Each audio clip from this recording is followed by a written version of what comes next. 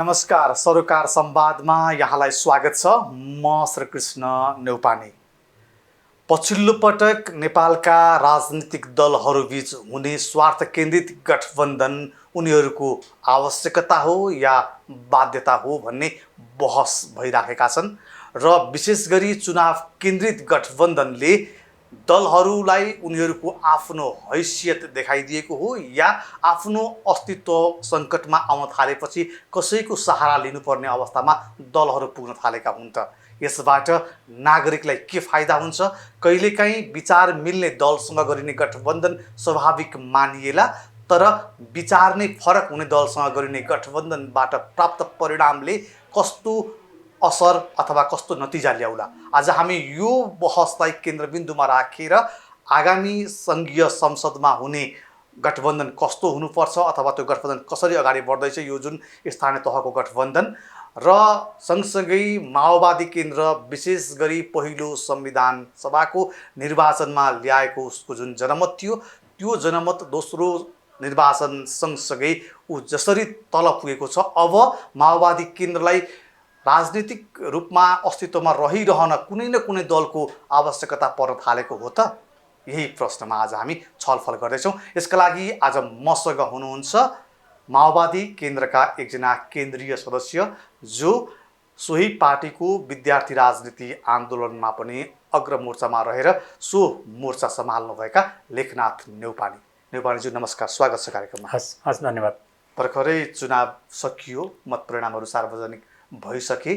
यो परिणामलाई यहाँले आफ्नो पार्टीबाट गठबन्धनबाट प्राप्त परिणामलाई कसरी हेर्नु भएको छ व्यक्तिगत रूपमा?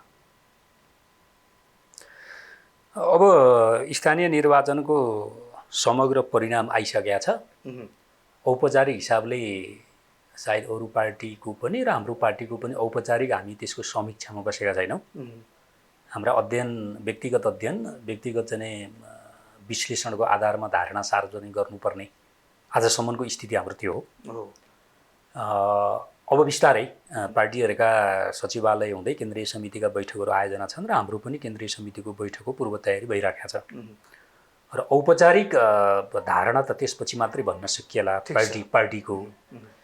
तर व्यक्तिगत हिसाबले मेरो आफ्नो अध्ययनका हिसाबले चाहिँ गठबन्धन यसचोटिको निर्वाचनमा गठबन्धन चाहिँ एउटा कोणबाट मात्रै थिएन। अघिल्लो सरकारका प्रधानमन्त्रीले दुईचोटि संसद विघटन गरिदिइसके पछाडि बनेको एउटा यो गठबन्धन चुनावसम्म आइपुग्यो।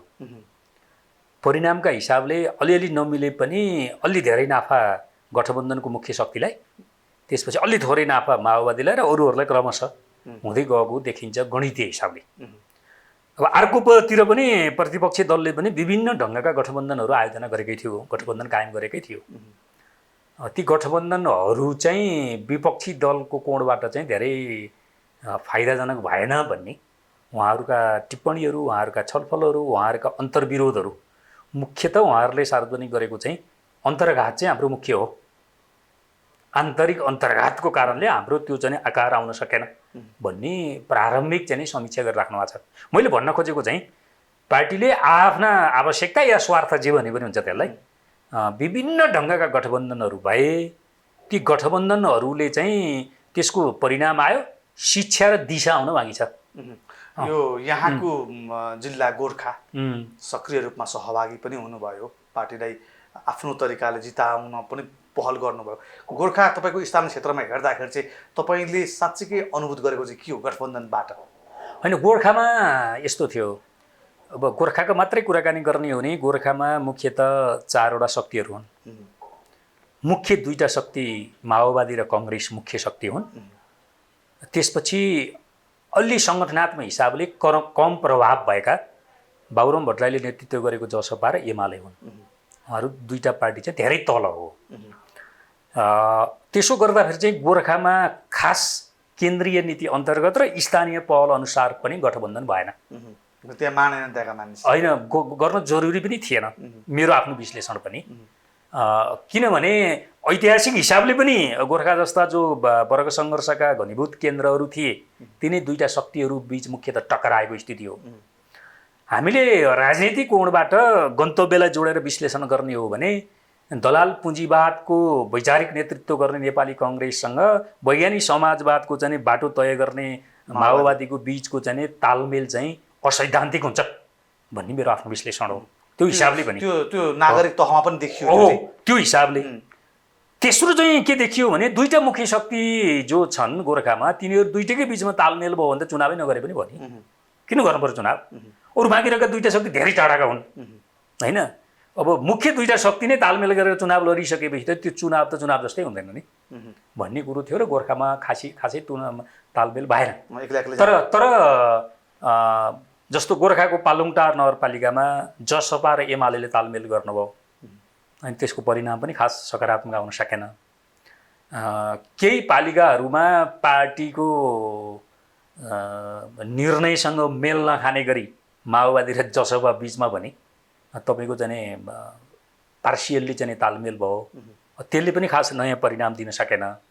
गोर्खामा चाहिँ एक्लै लड्ने कुरो चाहिँ प्राकृतिक हो भन्ने कुरो मतदान र परिणामले चाहिँ देखायो भन्ने मेरो कुरो छ। त्यही त नागरिक तहमा जस्तो केन्द्रका कतिपय अन्य मुलुकका अन्य जिल्लाहरूमा पनि केन्द्रका निर्णयहरू त्यहाँका कार्यकर्ताले नमानेको पनि देखियो। जस्तै चितवनमा पनि हेर्ने भने कङ्ग्रेसका चाहिँ उम्मेदवारले त्यहाँ बागी उम्मेदवारै दिनु पर्यो भनेपछि नागरिक तहलाई नै लाद्ने गरी केन्द्रबाट गर्ने गठबन्धन त खासै जनताका लागि होइन रहेछ नि। यी त मैले अघि सुरुमा पनि भनेको थिएँ नि, यो दलहरूको आवश्यकता रहेछ होइन गठबन्धन भन्ने कुरा नै।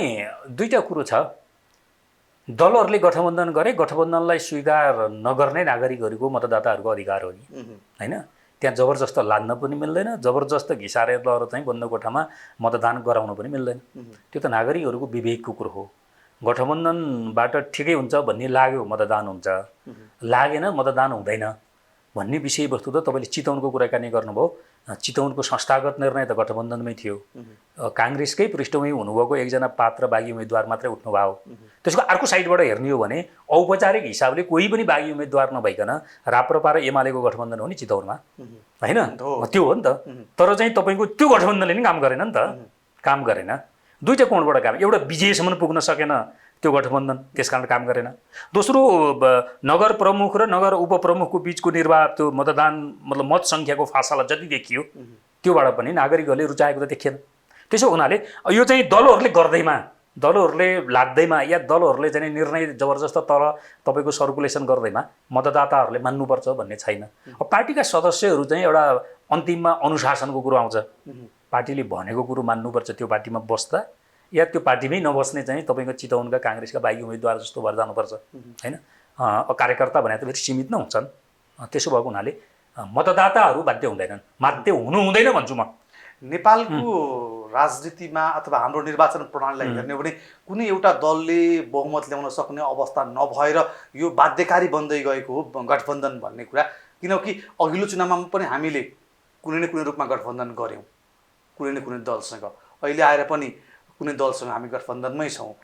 विशेष गरी यो तपाईँको पछिल्लो निर्वाचन प्रणालीले चाहिँ यो बहुमतको परिकल्पना गर्दैन हो, एक्लै दलहरू। हाम्रो निर्वाचनको प्रक्रिया जुन छ अथवा प्रणाली जुन छ तपाईँको प्रत्यक्ष निर्वाचित हुने र समानुपातिक निर्वाचन प्रक्रियाबाट आउने, मैले सङ्घीय चुनावको कुराकानी गरेको, स्थानीयमा त्यस्तो छैन, सङ्घीय र प्रदेशमा त्यस्तो छ भनेपछि यस्तो निर्वाचन प्रणालीमा एउटा पार्टीले बहुमत ल्याउने कुरो चाहिँ दुनियाँमा एकदमै रियर मात्रै घटना हुन्छन्। अघिल्लो तपाईँको प्रदेश र सङ्घीय चुनावमा पनि नेकपाले ल्याएको त्यो मत चाहिँ तपाईँको गठबन्धन र पार्टी एकताको उद्देश्यसहित गरिएको गठबन्धनले प्राप्त भएको चिज हो। त्यसो भएको हुनाले गठबन्धन मार्फत बहुमत ल्याउनुपर्छ भन्ने उद्देश्य चाहिँ साएको हो जस्तो लाग्छ मलाई। त्यो धेरै छलफल गरिएको विषयवस्तु होइन। गठबन्धन मार्फत चाहिँ आफ्नो पार्टीको सङ्ख्या बढाउनुपर्छ अथवा आकार चाहिँ वृद्धि गर्नुपर्छ भन्ने उद्देश्य चाहिँ मुख्य दलहरूले राखे जस्तो लाग्छ मलाई। त्यो कोणबाट हेर्नुपर्छ होला जस्तो लाग्छ मलाई। तर अहिलेको गठबन्धन चाहिँ सैद्धान्तिक हिसाबले मिलेन भनेर पनि मैले भनिराखेकै छु, त्यो एउटा पक्ष हो। तर एउटा बाध्यता पनि थियो, किनभने मैले अघि भने हाम्रो संविधानले परिकल्पनै नगरेको प्रधानमन्त्रीले जो संसद विघटन गर्न पाउँदैन जुनसुकै बेलामा पनि होइन, तपाईँको चाहिँ 47 सालको संविधान जस्तो गरी। तर नेकपाको तर्फबाट बन्नुभएको प्रधानमन्त्रीले चाहिँ दुईचोटिसम्म संविधानमै नभएको कुरो पार्टीभित्र पनि छलफल नभएको कुरो चाहिँ संसद विघटन गरिदिइसकेपछि त्यो संविधानको विरुद्ध भयो, त्यो परिवर्तनको विरुद्ध भयो। परिणाम यो देखियो हो, त्यो परिघटनाले हैन, संसद विघटनको असंवैधानिक परिघटनाले त्यसका विरुद्ध लड्दाखेरि बनेको गठबन्धन हो। अब प्रश्न फेरि हामी अर्को प्रश्न के हो भने त्यसो भने यो गठबन्धन त त्यो तपाईँहरूको भनाइ अनुसार हो भने त्यो एउटा पुनित कार्यका लागि, एउटा राम्रो कामका लागि चाहिँ विचार नमिल्दा पनि एक ठाउँमा आउनु पर्यो भनिरहँदाखेरि अब अहिले यो स्थानीय तहको निर्वाचन सकिए लगत्तै अब सङ्घीय संसदको चुनाव हुन्छ र यो सङ्घीय संसदको चुनावका लागि फेरि यहाँका पार्टीका अध्यक्षलाई त्यही संसद विघटन दुईचोटि संसद विघटन गर्ने व्यक्तिले चाहिँ प्रधानमन्त्री भइदिनु पर्यो, गठबन्धन यतापट्टिबाट वाम गठबन्धन चाहिँ जनताले रुचाएका छन् भन्ने किसिमको प्रस्ताव आइरहेको छ भनेर अध्यक्ष दाहालजीको अभिव्यक्तिलाई मान्ने हो भने फेरि त्यही गठबन्धन बन्यो भने कस्तो सन्देश जान्छ होला? सन्देश कस्तो जान्छ भनेर पार्टीहरूले धेरै ख्याल गर्दैनन् मेरो आफ्नो बुझाइमा। त्यसो भएको हुनाले त्यो प्रकारको मोरल बेसमा काम गर्ने हाम्रो संस्कृति छैन एउटा। ओके। दोस्रो चाहिँ कङ्ग्रेससँगको गठबन्धन ओली नेतृत्वको सरकारले गरेको गैर संवैधानिक कदमका विरुद्ध हो। त्यो तानिँदै स्थानीय निर्वाचनसम्म आयो। तर हाम्रो पार्टीभित्र सार्वजनिक हिसाबले जे बोल्नु भएको छ नेताहरूले त्यो संस्थागत निर्णय नसकेको कुरो बोलिराख्नु भएको छ। यो गठबन्धन सङ्घीय र चाहिँ प्रादेशिक निर्वाचनसम्म जान्छ भनेर चाहिँ केही नेताहरूले बोल्नु भएको छ। त्यो चाहिँ पार्टीले गरेको आधिकारिक निर्णय होइन। अहिलेसम्म पार्टीले त्यो बारेमा आधिकारिक निर्णय गरिसकेको छैन। यद्यपि हाम्रो पार्टीमा संस्थागत निर्णय कम हुने र व्यक्ति विशेषका निर्णयहरू बढी भएर त्यही अनुसार पार्टी जबरजस्त त्यसको पछि लाग्नुपर्ने संस्कृति चाहिँ छ होइन। सायद अब त्यही हुन्छ होला यसमा पनि।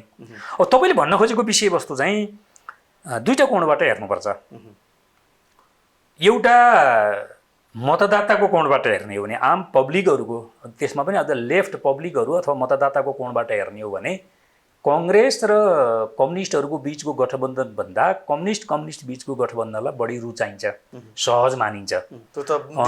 ठिक हुँदो रहेछ भन्ने कुरो अघिल्लो चाहिँ 74को सङ्घीय चाहिँ निर्वाचन या प्रादेशिक निर्वाचनले पनि एक हिसाबले पुष्टि गर्यो। मनोविज्ञान पनि त्यस्तो छ होइन। दुईटा तिनवटा चारवटा कम्युनिस्ट पार्टीका चाहिँ प्रतिनिधिहरू चुनाव माग्न आए, मतलब भोट माग्न आए भने कसलाई मतदान गर्ने भन्ने सङ्कट पर्छ हामीलाई भन्ने मतदाताहरू पनि बेग्रेल्ती भेटिन्छ होइन। त्यो कोणबाट चाहिँ यो वामहरूको बिचको गठबन्धन चाहिँ खलिफाप हुने जस्तो, सही हुने जस्तो। तर अहिलेको अवस्था जस्तो छ नि, प्रधानमन्त्रीको प्रस्ताव गर्नु भएन, यो बाहिरको चाहिँ तपाईँको फन्डा मात्रै हो कि भन्ने चाहिँ म जान्दिनँ धेरै। तर एउटा कुरो चाहिँ सही के हो भने यो गठबन्धन कायम भएर सङ्घीय प्रादेशिक निर्वाचनसम्म गयो भने सबभन्दा अप्ठ्यारो चाहिँ हामीलाई हुन्छ भनेर एमाले महसुस गरेको कुरो चाहिँ बुझ्न सकिन्छ। त्यो चाहिँ बुझ्न सकिन्छ। त्यसो गर्दा उसको एउटा उद्देश्य र केन्द्रीय चाहिँ जिम्मेवारी चाहिँ के हुन्छ भन्दा यो गठबन्धन भत्काउने हुन्छ। यो गठबन्धन भत्काउनु पर्ने हुन्छ। अहिले कायम भइराखेको गठबन्धन, यो गठबन्धन त्यत्तिकै भत्किँदैन, अर्को गठबन्धनको प्रस्ताव गरेर मात्रै भत्किन्छ नि त। त्यो प्रस्ताव चाहिँ एमालेको तर्फबाट फालेको हुनसक्छ। तर त्यो फालिएको गठबन्धनको प्रस्तावलाई सही दिशा दिनका निम्ति चाहिँ त्यसको निम्ति एमालेको तर्फबाट धेरै काम गर्न बाँकी छ जस्तो लाग्छ मलाई। एमालेको तर्फबाट धेरै काम गर्न बाँकी छ। किनभने अघिल्लोचोटि गठबन्धन गरेर प्राप्त गरेको जनमतको विरुद्ध जसरी पाइला चाहियो त्यो चाहिँ संवैधानिक त असंवैधानिक त छँदै थियो, तर त्यत्रो जनमतको विरुद्ध पनि थियो नि त्यो त होइन।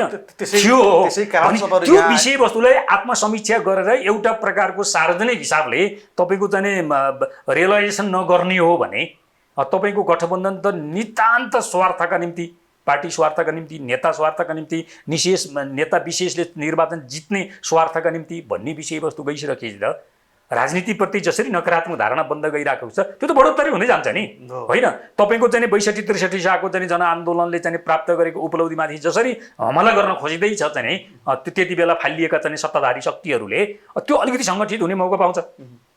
त्यसो भएको हुनाले त्यो साँच्चै वाम गठबन्धनप्रति इमान्दार भएर चाहिँ फेरि गरेको भने हामीले विगतमा गरेका कमजोरीहरूको चाहिँ गम्भीरतापूर्वक समीक्षा गरेर जनतासँग चाहिँ आत्मालोचित हुन सक्दा एमालेको तर्फबाट मुख्यतः अरूले पनि गर्न पर्ला सोपान क्रममा, तर मुख्यतः एमाले गर्नुपर्छ। किनभने एमालेको तर्फबाट तपाईँको चाहिँ ती गल्तीहरू भएका थिए। अब हिजो सरसर्ती हेर्दाखेरि वाम गठबन्धन केका लागि बनियो भनेर हेर्दाखेरि विभिन्न व्याख्या होला, नेताहरूले आफू अनुकूल व्याख्या त गर्नुहोला, तर जनताले बुझेका चाहिँ के छन् भने नेकपा एमालेका तत्कालीन अध्यक्ष केपी ओलीलाई प्रधानमन्त्री हुनु थियो र एउटा बहुमत पुर्याएर एउटा बलशाली प्रधानमन्त्री बन्नका लागि मात्रै रहेछ भनेर त बुझेका छन् सरस्वती देखिँदाखेरि।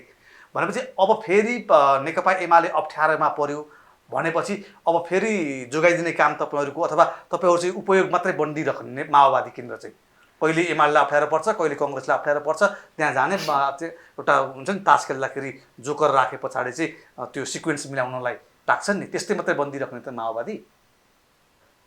त्यसो बन्यो भने माओवादीको भविष्य स्पष्ट हुँदैन, अप्ठ्यारो हुन्छ, दुविधाजनक हुन्छ र उसको आकार पनि तपाईँको अमिबाको जस्तो हुन्छ। त्यसको चाहिँ अमिबा भनेको चाहिँ त्यसको खास आकार हुँदैन कि, त्यो जस्तो आकारमा पनि ढल्न सक्छ। त्यो खास आकार हुनुपर्छ नि त पार्टीहरूको, कम्तीमा एउटा निर्वाचनदेखि अर्को निर्वाचनसम्म वैचारिक सैद्धान्तिक हिसाबले दीर्घकालीन आकार हुनुपर्छ होइन। कम्युनिस्ट पार्टीहरूको मुख्यतः हाम्रो पार्टीको वैचारिक सैद्धान्तिक हिसाबले। दोस्रो कार्यनीतिक हिसाबले चुनावी हिसाबले चाहिँ कम्तीमा एउटा चुनावदेखि अर्को चुनावसम्म चाहिँ एउटा चाहिँ निश्चित प्रकारको आकार चाहिँ ग्रहण गर्नुपर्ने हुन्छ होइन। अमिबाको जस्तो आकार ग्रहण गर्ने राजनीतिक पार्टीहरूको भविष्य चाहिँ अनिश्चित नै हुन्छ, त्यो हाम्रो पार्टी होस् या अर्को पार्टी होस्। एउटा हामीले बुझ्ने कुरो यो छ। दोस्रो तपाईँले भनेको जस्तो बाहिर औपचारिक गरिएको निर्णय र जनतालाई गरिएको अपिल चाहिँ दुईवटा थियो। त्यति बेलाको चाहिँ पार्टी एकता सहितको वाम गठबन्धनको कुरो चाहिँ एउटा राजनीतिक दायित्वको कुराकानी गरिएको थियो, किनभने पटक पटक सरकार बन्ने र विघटन हुने प्रक्रियाले के भयो त भन्दा राजनीतिक दायित्व भएन, त्यसले विकास र समृद्धिलाई अवरोध गर्यो। त्यसकारण राजनीतिक दायित्वको निम्ति वाम गठबन्धन जसले तपाईँको 5 वर्ष सहजतापूर्वक सरकार चलाउन सक्छ, एउटा कुरो यो थियो। दोस्रो चाहिँ के थियो भन्नु होला भने त्यो चाहिँ हामीले प्रचार त गऱ्यौँ जबरजस्त, तर मान्छेहरूले कति विश्वास गरे, तर त्यसले खास आकार ग्रहण गरेन। संविधानले परिकल्पना गरेको, पार्टीहरूले पनि परिकल्पना गरेको हाम्रो समाजको चरित्रलाई चाहिँ अलिकति प्रगतिशील दिशा दिने संविधानले समाजवादी समाज भन्यो। त्यो त धेरै टाढाको विषयवस्तु जस्तो लाग्छ संविधानले भनेकै अनुसार पनि। तर समाजको चाहिँ अलिकति अगाडि बढेको चाहिँ जो समाज निर्माण गर्ने थियो त्यो वाम गठबन्धनबाट मात्रै सम्भव छ। त्यसलाई वाम दिशा दिने भनौँ न होइन, वाम दिशा दिने चाहिँ समाज। यो दुईवटा उद्देश्य भनिएको थियो बाहिर हिसाबले। भित्र चाहिँ तपाईँले भनेका चिजहरू पनि पक्कै पनि थिए, किनभने एमाले स्थानीय त्योभन्दा अगाडिको स्थानीय तहको निर्वाचनको परिणाम हेर्दा एमाले एक्लैले बहुमत ल्याउन सक्ने स्थिति थिएन, देखिएन। तर चाहिँ एमालेका अध्यक्षलाई प्रधानमन्त्री हुने रहर ठुलो थियो होइन, चुनाव पछाडि ठुलो थियो, तीव्र थियो। त्यसो गर्दा के हुनसक्छ त उपाय भन्दा खड्ग ओली जस्तो चतुर र चाहिँ तपाईँको चाहिँ दाउपेचमा माहिर मान्छेले सहजतापूर्वक वाम गठबन्धन र पार्टी एकताको निम्ति स्वीकार किन गरे भन्दा त त्यो स्वार्थले काम गर्यो होइन। त्यसलाई उपयोग भन्दा पनि त्यो स्वार्थले काम गर्यो। स्वार्थले काम गरेको हुनाले त्यो स्वार्थ धेरै टिक्न सकेन। यहाँहरू उपयोग हुनुभयो, त्यसलाई उपयोग पनि नभनौँ। अब हाम्रो पार्टीले पनि केही गल्ती त गर्यो होइन, त्यति बेलाको माओवादीले केही गल्ती गर्यो, हाम्रो बिचमा पनि छलफल चलिराखेको छ। तर एमालेसँग एकता गरेर त्यो नेकपाको लोकप्रिय जनमतसहितको त्यसको सरकार बचाउनुपर्छ, पार्टी एकतालाई बचाउनुपर्छ भनेर चाहिँ अरू थुप्रै आलोचनाका विषयवस्तु होलान्। हाम्रो पार्टीको अध्यक्ष प्रचण्डले चाहिँ निकै नै मेहनत चाहिँ गर्नुभयो त्यो विषयमा। त्यो विषयमा म खुलेरै प्रशंसा गर्छु। त्यसका निम्ति 2-3टा उदाहरण पनि छन्। एउटा तपाईँले चाहिँ पार्टी एकता बच्छ होइन, सरकार चाहिँ 5 वर्ष जान्छ भने यो हाम्रो दुईजनाको बिचमा भएको चाहिँ 2.5 वर्षको प्रधानमन्त्रीको हाम्रो चाहिँ जो सहमति थियो त्यो कुरो म त्यागिदिन्छु होइन। प्रधानमन्त्री मैले प्राप्त गर्ने प्रधानमन्त्री ठुलो कुरो होइन, तर यो गठबन्धनलाई टिकाउने र यो जनमतलाई टिकाएर तपाईँको जनताको सेवामा समर्पित गर्न सकिन्छ भने मलाई प्रधानमन्त्री चाहिने कुरो मुख्य होइन भनेर उहाँले जसरी कुराकानी गर्नुभयो र त्यसभन्दा यता जति पनि चाहिँ कामहरू भए त्यो गठबन्धन बचाउनका निम्ति, पार्टी एकता बचाउनका निम्ति चाहिँ उहाँले म्याक्सिमम मेहनत गर्नुभएको। त्यो कुरोलाई चाहिँ कसैले पनि न्यूनीकरण नगरौँ भन्छु मैले। त्यसमा उपयोगको कुरो मात्रै थिएन, त्यहाँ उपयोगको कुरो मात्रै थिएन, किनभने समाजलाई अलिकति समाजवादी दिशा दिने साँच्चै इमान्दारितापूर्वक दिने हो भने नेपालमा रहेका वामपन्थीहरू रूपान्तरण पनि हुनुपर्छ, एकताबद्ध पनि हुनुपर्छ भन्ने विषय। रूपान्तरण नभइकन एकताबद्ध हुँदा पनि त्यसले काम गर्दैन, तर एकताबद्ध भएर नभएर पनि हुँदैन। त्यो उद्देश्य पनि त्यहाँ थियो, त्यो उद्देश्य पनि त्यहाँ थियो। अब सामान्य तर्क गर्न त उपयोग भइयो, कहिले कसैलाई सहयोग गर्ने कहिले कसैलाई सहयोग गर्ने भन्न पनि सकिएला तर त्यो चाहिँ वस्तुगत तथ्य होइन होला भन्छु मैले। तर यति चाँडै प्रचण्डजीले पनि त बिर्सिनु भएको छैन होला नि। त्यो जुन नेकपा भइसके पछाडि उहाँले खेपेका असहजताहरू, उहाँलाई गरिएका व्यवहारहरू नै प्रचण्डको निजी मामला होइन नि, होइन प्रचण्डको निजी मामला होइन एउटा। दोस्रो, राजनीतिमा पूर्वाग्रह राखेर पनि अगाडि जान सकिँदैन, सकिँदो रहेछ। त्यसो त फेरि पनि म जोड दिन्छु, कङ्ग्रेससँगको गठबन्धन सैद्धान्तिक हिसाबले मिल्दैन भन्ने मेरो राय छ आज पनि। म पार्टीभित्र त्यो राखिराखेको पनि छु। तर पनि धेरै अगाडि होइन, तपाईँको चाहिँ टाउकाको मूल्य तोक्ने शेरबहादुर र टाउकाको चाहिँ मूल्य तोकिने माओवादी हो नि त, होइन र? दुईजनाकै ठाउँमा हो। त्यति मात्रै होइन नि, तपाईँको चाहिँ अरू थुप्रै चिजहरू होइन। त्यति बेलाको चाहिँ निर्वाचित सरकारलाई लगेर दरबारमा बुझाउने आरोप पनि शेरबहादुर लागेको थियो, होइन? त्यो पनि त थियो त राजनीति आन्दोलनमा, त्यो पनि अहिले भर्खर बिलाएर त जाँदैन।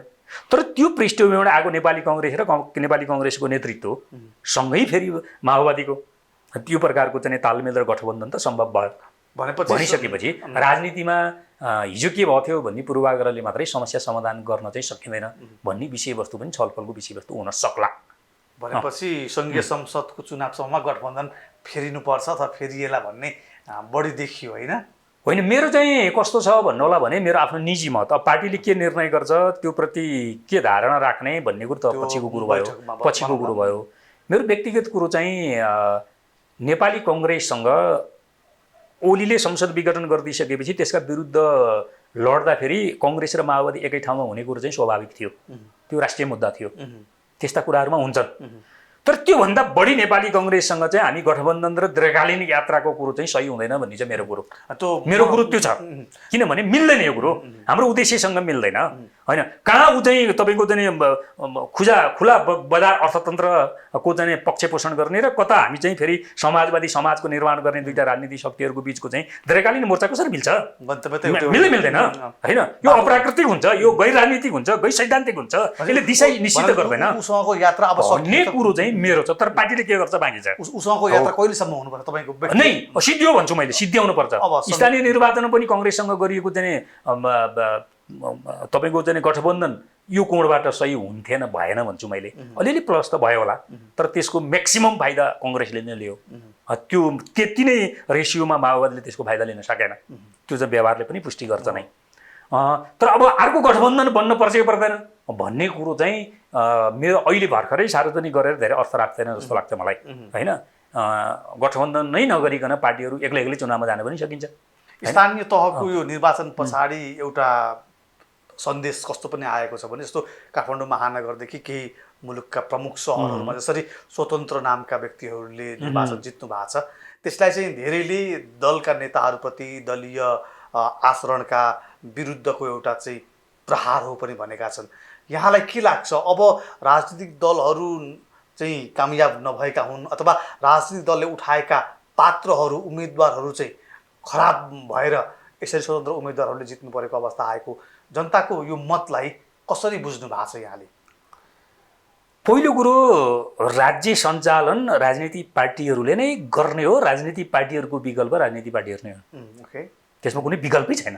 जतिसुकै निर्दलीय होइन तर्क गरे पनि जे गरे पनि त्यसको खास तुक छैन त्यो कुनै पनि कोणबाट।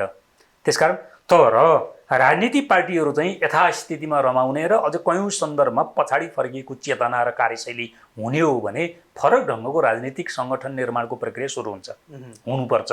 त्यो विज्ञानको नियम हो, गतिको नियम हो। त्यो चाहिँ आज पार्टीहरूले चाहिँ करेक्सन गर्नुपर्ने महत्त्वपूर्ण विषयवस्तु हो। तर पार्टीको विकल्प पार्टी हुन्छ, पार्टीको विकल्प न व्यक्ति हुन्छ, पार्टीको विकल्प न निर्दल हुन्छ, त्यो सम्भव छैन एउटा।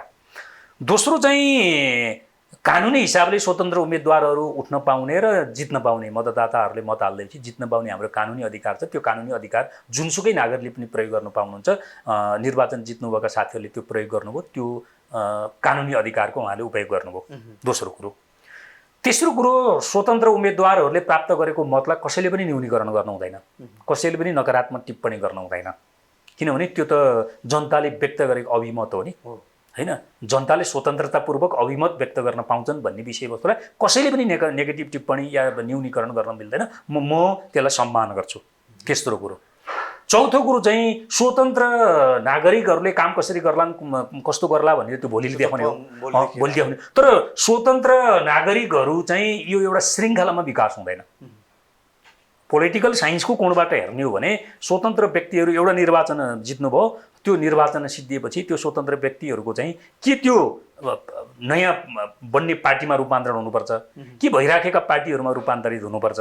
एकलाई चाहिँ त्यो चाहिँ के हुन्छ त भन्दा एउटा घटनामा मात्रै सीमित हुन्छ होइन, एउटा घटनामा मात्रै सीमित हुन्छ, त्यहाँभन्दा बढी काम गर्न असहज हुन्छ होइन। काम त सहज असहज चाहिँ त्यो दोस्रो विषय भयो।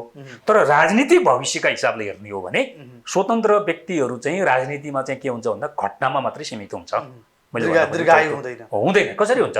हुँदैन नि। दलको विकल्प दल हो, राज्य सञ्चालन दलहरूले गर्ने हो भनिसकेपछि तर मैले एउटा भन्दैछु त्यसमा स्वतन्त्र व्यक्तिहरूले यति लोकप्रिय मत लिएर जित्नको एउटा कारण चाहिँ के हो त भन्दा पार्टीहरूले राम्रो काम गरेनन् विगतमा आफ्ना प्रतिनिधिहरू मार्फत। पार्टीहरूले अहिलेको चुनावमा चाहिँ जनतालाई विश्वासमा लिने पात्रहरू प्रतिस्पर्धी उम्मेदवारको रूपमा दिन सकेनन्। यो दुईटा कारण चाहिँ त्यसको जवाब हो जस्तो लाग्छ मलाई। भनेपछि राजनीतिक दलहरूभित्र जसरी टिकट वितरणमा चाहिँ उम्मेदवार कसलाई दिने भन्ने कुराको अर्थ धेरै राख्दो रहेछ होइन। अब आर्थिक रूपले होस् हरेक हिसाबले अलिकति सबल व्यक्तिलाई मात्रै टिकट दिने, तर उसको चरित्र उसले काम गर्न सक्ने क्षमतालाई चाहिँ नजरअन्दाज गरिँदो रहेछ। आज राजनीतिक पार्टीहरू आफ्नो घोषित मूल्यमा बाट डिभिएट भएका छन् त्यस कारणले एउटा। दोस्रो समाजमा विभिन्न वर्गहरू हुन्छन् र ती विभिन्न वर्गहरूको प्रतिनिधित्व गर्नका निम्ति विभिन्न राजनीतिक पार्टीहरू बन्ने हो। तर त्यो वर्ग धरातलमा आजका राजनीतिक पार्टीहरूले जुन वर्गको चाहिँ प्रतिनिधित्वको निम्ति पार्टी बनेका हुन् उनीहरूले त्यो वर्गमा खुट्टा टेकेका छैनन्। त्यसकारण तेस्रो हाम्रो चुनावी प्रक्रियामा पैसाको महत्त्व यसरी बढाएर लगियो, खर्चको मात्रा यसरी बढाएर लगियो, त्यो जसले खर्च गर्न सक्छ त्यसलाई टिकट जित्दा चाहिँ चुनाव जित्ने सम्भावना हुन्छ। यसकारण चौथो चाहिँ जसरी समाज आज हाम्रो चाहिँ उत्पादन सम्बन्धलाई बिचौलियाहरूले, आज हाम्रो नीति निर्माणको तहमा बिचौलियाहरूले, राज्यका विभिन्न संयन्त्रहरूमा बिचौलियाहरूले घेराबन्दी गरिराखेका छन्। राजनीतिक पार्टी र तिनको नेताहरूको वरिपरि पनि ठुलो बिचौलियाहरूको घेरा छ। त्यो बिचौलियाहरूले चाहिँ यो बिचौलिया चाहिँ कामहरू गरिराखेको हुन्छन्। त्यस कारणले तपाईँले भनेको जस्तो चाहिँ चुनाव जित्नका निम्ति मूल्यले जित्ने होइन, तपाईँको चाहिँ विगतमा काम गरेको परिणामले जित्ने, जुन चाहिँ हामी पात्र उभ्याउँछौँ त्यो पात्रको नैतिक र चाहिँ तपाईँको चाहिँ आचरणको बलमा चुनाव जित्ने, जनतासँगको सम्बन्धको कारणले चुनाव जित्ने विषयवस्तु सायद पैसाको कारणले होइन, तपाईँको चाहिँ प्रलोभनको कारणले, झुटा मुद्दा चाहिँ तपाईँको चाहिँ प्रसारको कारणले, अब चाहिँ इन्डिभिजुअल चाहिँ तपाईँको कयौँ सन्दर्भमा मतदाता पनि किनेर चाहिँ चुनाव जित्ने चाहिँ प्रवृत्ति हाबी हुँदाखेरि टिकट वितरण गर्ने र चुनाव लड्ने प्रक्रिया निकै नै महँगो भयो। तर यसचोटिको निर्वाचन अब सङ्घीय र प्रदेशमा हुन्छ हुँदैन मलाई थाहा छैन। यसचोटिको स्थानीय निर्वाचनमा चाहिँ मतदाताहरूले अलिकति मुद्दा र पात्र हेरेर मतलाई क्रस गरेको चाहिँ देखियो। त्यसमा चाहिँ अब दलहरू सचेत हो, मतदाताहरूमा पनि अलिकति सचेतनाको चाहिँ मात्रा बढेको देखियो कि एउटा पार्टी मनपर्छ, पार्टीले उठाएको पात्र मन परेन भने तपाईँको चाहिँ त्यो पात्रका विरुद्ध मतदान गरेको पनि देखियो। एउटा पार्टीले उठाएका 7वटा उम्मेदवार मध्ये एउटा मन परेन, 6वटा ठिकै छन् जस्तो लाग्यो, 6वटालाई मतदान गर्ने, एउटालाई चाहिँ क्रस गरेको थुप्रै मतदानको यस्तो प्रक्रिया देशव्यापी देखियो। त्यसो गर्दा पात्र र मुद्दा पनि मतदाताले हेर्ने तहमा अलिकति विकसित भयो भनेर चाहिँ भन्न सकिन्छ। अब अन्तिममा छौँ हामी। माओवादीबाट नागरिकले धेरै अपेक्षा गरेका पनि थिए, धेरै शहीद पनि भए होइन, धेरै कुराहरू पनि भौतिक रूपमा धेरै कुराहरू गुमे। तर कालान्तरमा आइसके पछाडि माओवादी र अन्य पार्टीहरू बिचमा खासै केही फरक देखिन, उस्तै मात्रै देखिने भयो। तपाईँ आफूलाई चाहिँ एकदमै छोटोमा मैले एकदमै एउटा अलिकति गम्भीर प्रश्न पनि सोधेँ होला, तपाईँ आफैलाई चाहिँ कतिको खुसी कतिको के लाग्छ यहाँलाई, जुन किसिमको एउटा उत्साह थियो माओवादी? मैले बुझेँ इतिहासमा गरेको योगदानप्रति म गौरव गर्छु, जसको कारणले असम्भव भनिएको राजनीतिक परिवर्तन हामीले छोटो समयमा सम्भव तुल्यायौँ।